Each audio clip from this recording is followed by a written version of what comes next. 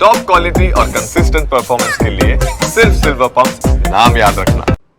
તો સમાચાર રાજકોટમાંથી કે જ્યાં કર્ણાવતી ઇન્ટરનેશનલ સ્કૂલમાં બાળકી સાથે ક્રૂરતાનો કેસ, શાળા દ્વારા ક્લાસ સીસીટીવી પણ જાહેર કરવામાં આવ્યા છે।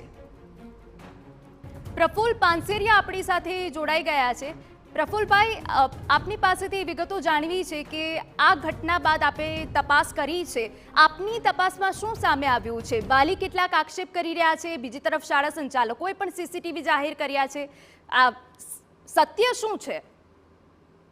સત્યમાં પહેલા તો જે ઘટના છે દીકરી સાથેનું આ રીતનું છે એ આપણા માટે શરમજનકની વાત છે, સભ્ય સમાજ માટે।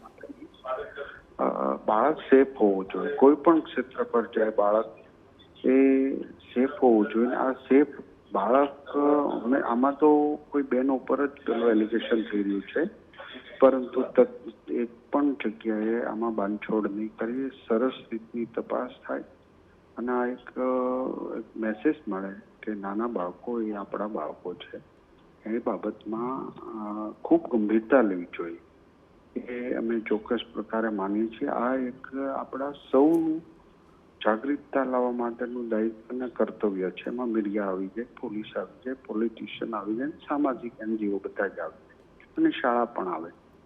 પરંતુ જે ઘટના છે આપણું બાળક સેફ એ ખૂબ મહત્વની વાત છે અને અવારનવાર કંઈ ને કંઈ જુદા જુદા માધ્યમ દ્વારા અથવા તો કોના પર વિશ્વાસ મૂકી ઘણીવાર અંદરના નજીકના લોકો પણ સંબંધીઓ બધા જ માં આવા બનાવો બન્યા છે। તો આ એક સામાજિક આપણે સૌએ એમની જાગૃતતા લાવી, બેડ ટચ ગુડ ટચ નો વધુમાં વધુ પ્રચાર થાય એવું આપણે આયોજન તો કરી રહ્યા છીએ, પણ એમાં વધુ ધ્યાન આપીશું આપણે।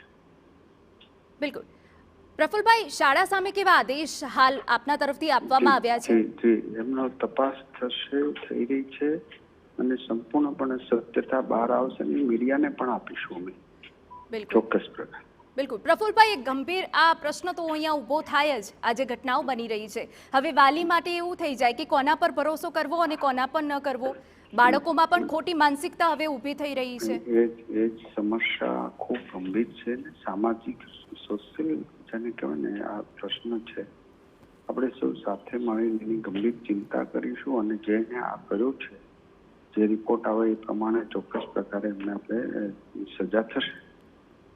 બિલકુલ પ્રફુલભાઈ, આપને લાગે છે કે શાળાઓએ હવે આ બધી બાબતોની સમાધાન માટે પ્રયાસ કરવા પડશે? 100% દરેક શાળાએ આમાં ફોકસ આપીને એમના સ્ટાફ ઉપરને બધે ધ્યાન રાખવું જ પડશે અને શાળાએ પણ આ બાબતમાં ખૂબ ગંભીરતા, રિક્ષા ચલાવતા હોય, બસ ડ્રાઈવર હોય, બધા ઉપર વોચ રાખી આપણું બાળક સેફ રહે એવો આપણે સામૂહિક પ્રયાસ કરવો પડશે।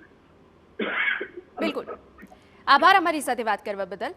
તો રાજકોટની આ જે ઘટના છે શરમજનક ઘટના છે, શાળા સામે તપાસના આદેશ આપી દેવામાં આવ્યા છે, તપાસમાં કોઈ પણ બાંધછોડ નહીં કરવામાં આવે।